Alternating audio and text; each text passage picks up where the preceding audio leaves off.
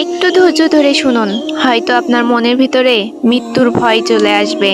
রাতে মায়ের হাতের রান্না করা খাবার খুব মজা করে খেয়ে রাত 10টায় ঘুমিয়ে গেলাম। সকাল গেল, ঘুম থেকে উঠলাম না।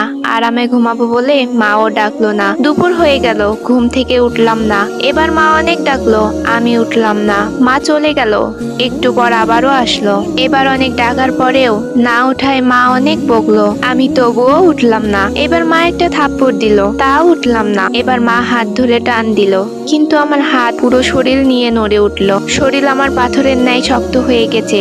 মা কিছু না বলে চুপ করে রুম থেকে বের হয়ে বাবাকে ডেকে নিয়ে আসলো, কিন্তু বাবা অনেক ডাকার পরও আমি উঠলাম না। এইবার বাবা চোখের জল ফেলে বলছে, ওঠ, আয়, তোকে আর কোনোদিন কিচ্ছু বলবো না। যেমন করে থাকতে চাস তেমন করেই থাকিস, তাও উঠে আয়, তোকে আজকেই ল্যাপটপ কিনে দেব। আমি অবাক হয়ে দেখছি বাবা এত করোনা কোনোদিনও করে নাই আমাকে, অথচ আজকে বলছে আমি উঠে আসতে চাচ্ছি, কিন্তু কিছুতেই উঠতে পারছি নাই। এদিকে বাবা নানান রকম লোভ দেখিয়ে বলছে উঠে আসতে। একটু পর আমার বাড়িতে অনেক লোক চলে আসলো। ওদিকে মা কান্না করছে, কেউ মাকে সান্ত্বনা দিচ্ছে, কেউ বা বাবাকে, কেউ বা ভাই বোনকে নানান কথা বোঝাচ্ছে। একটু পরে কয়েকজন এসে আমাকে খুব যত্ন করে বিছানা থেকে নামিয়ে লোহার শক্ত খাটিয়ায় শুয়ে দিল। আমি কান্না করছি আর বলছি আমার পিঠে খুব ব্যথা লাগছে, নামাও এখান থেকে। মনে হচ্ছে কেউ যেন আমার কথা কানেই নিচ্ছে না। একটু পর ওই মানুষগুলো গরম পানি নিয়ে এসে আমার শরীরে কিছুটা পানি ঢেলে দিল। ইস, আমার শরীরটা যেন পুড়ে গেল বলে চিৎকার করছি, কেউ আমার কথা শুনছে না। আমাকে পরম যত্নে গরম পানি দিয়ে গোসল করে দিল, ডুলে ডুলে ধুয়ে দিল। আমি কাঁদছি আর বলছি আমাকে আর গরম পানি দিও না, শরীর পুড়ে যাচ্ছে, আমাকে আর ডলা দিও না, খুব ব্যথা লাগছে। কেউ শুনলো না। অনেক সময় নিয়ে গোসল করিয়ে আমার শরীর ভালো করে ধুয়ে মুছে নিয়ে আসলো আমার বসার জায়গাতে। আমি খুব খুশি হলাম, ভাবলাম আমাকে এইবার এখানে বসাবে, কিন্তু ওরা আমাকে না বসিয়ে কাঠের শক্ত একটা খাটে শুয়া দিল, একটা চাদরও নিচে দিল না। একটু পরে মা, বোন আরো কয়েকজন মিলে আমাকে একটা সাদা কাপড়, কালেমা সহ অনেক কিছু আদর করে মুখে হাত বুলিয়ে দিচ্ছে আর কাঁদছে।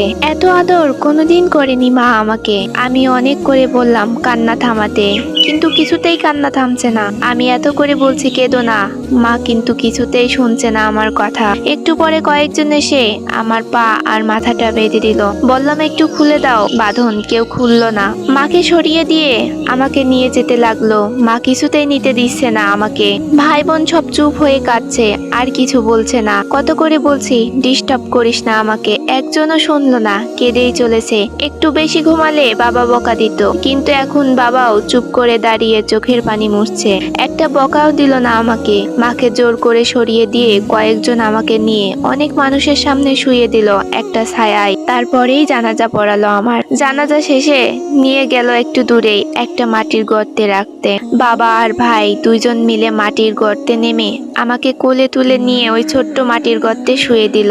একটা বালিশ বা চাদর কিছুই দিল না, একটা লাইটও দিল না। আমার পা আর মাথার কাছের বাঁধনগুলো খুলে দিল। আমাকে ছোট্ট মাটির ঘরে শুয়ে তারা খুব তাড়াহুড়ো করে উপরে উঠে চলে আসলো। উপরে এসে কাঁচা বাঁশ দিয়ে ঢেকে দিল, তার উপর আরো কি কি দিল আমি কিছুই দেখতে পাচ্ছি না। যতই সময় যাচ্ছে মাটির গর্তটা অন্ধকার হয়ে আসছে। আমি চিৎকার করছি আর বলছি এখান থেকে আমাকে বের করো, আমি খুব ভয় পাচ্ছি, কিছু দেখতে পারছি না। একটু পরেই আমার উপর মাটি চাপা দিয়ে সবাই চলে গেল। আমি ডাকছি আর বলছি আমাকে একা রেখে যেও না। না, কেউ আমার কথা শুনলো না। স্বার্থপরের মতো সবাই চলে গেল। কি ভাবছেন মৃত্যুবরণ করবেন না, আরো রং তামাশা করবেন? দুনিয়ায় আরো রং তামাশা করা বাকি আছে?